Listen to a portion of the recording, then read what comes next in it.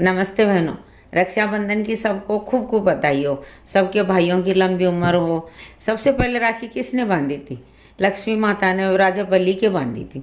जब से अपन लोग भी सब अपने भाइयों की राखी बांधते आ रहे हैं, लंबी उम्र की कामना करते आ रहे हैं, तो इसी पे मैं भी आपको एक कहानी सुनाती हूँ।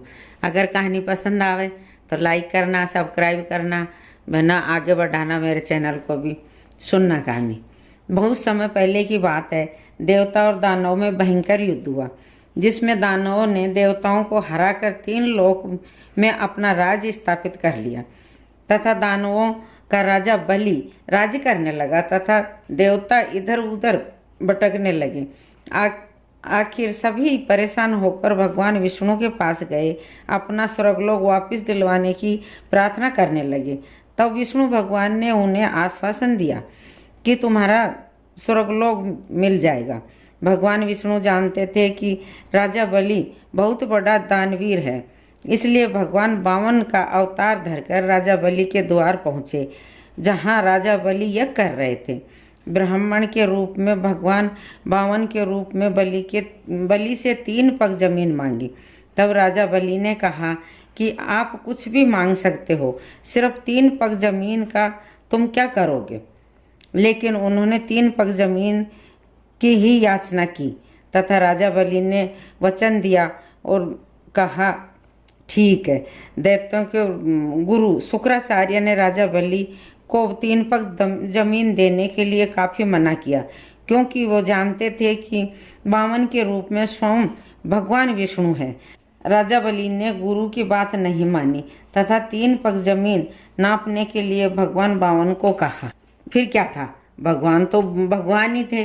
भगवान ने अपना एक पग में आकाश तथा दूसरे में पृथ्वी नाप लिया तथा तीसरे पग के लिए राजा बलि से जमीन मांगी। तब राजा बलि समझ गए कि ये तो साक्षात भगवान विष्णु है। उसने खुशी से अपना सिर आगे कर कहा, तीसरा पग मेरे सिर पर रख दो।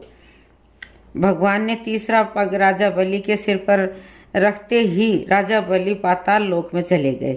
राजा बलि का त्याग देखकर विष्णु भगवान प्रसन्न होकर राजा बलि से कहा कि मैं तुमसे बहुत प्रसन्न हूँ, जो मांगो वह मैं तुम्हें अवश्य दूंगा।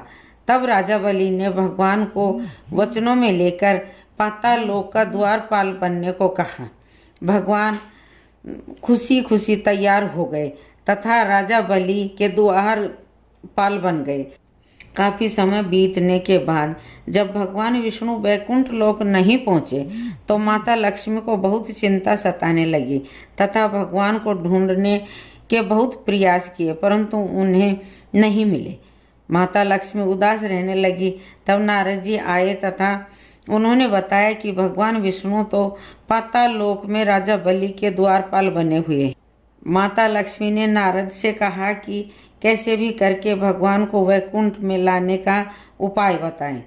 तब नारद जी ने कहा कि माता आप राजा बलि से मांग कर ला सकती हैं। माता लक्ष्मी ने उस समय राजा बलि को रक्षा सूत्र बांधकर अपना भाई बनाया, धर्म का भाई बना लिया उनको तथा रक्षा का वचन मांगा। राजा बलि ने उन्हें वचन दे दिया। तब माँ लक्ष्मी ने द्वारपाल के रूप में बने भगवान विष्णु को मांग लिया। राजा बलि ने अपनी मुँह बोली बहन लक्ष्मी को उनका पति वापस कर दिया।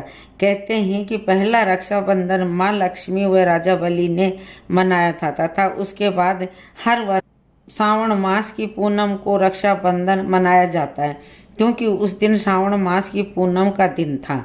ये रक्षाबंधन की कहानी आपको कैसी लगी, कृपा करके बताएं। तो दोस्तों ये थी कहानी राजा बलि और लक्ष्मी जी।